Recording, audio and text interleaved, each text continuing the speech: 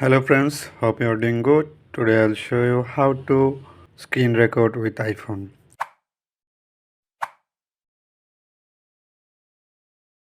I'm showing with iPhone 14 Pro.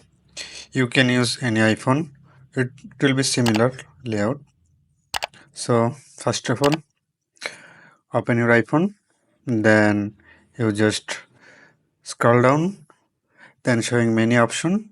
Then you can just select this record button. It's record starting. Yeah, record already started. Now you can do anything.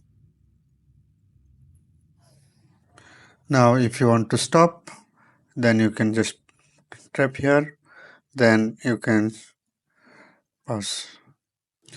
Record will be saved, already saved. Right now you can check here. That's it. That's my video. Yeah.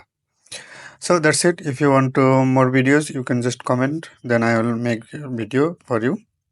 Thank you so much.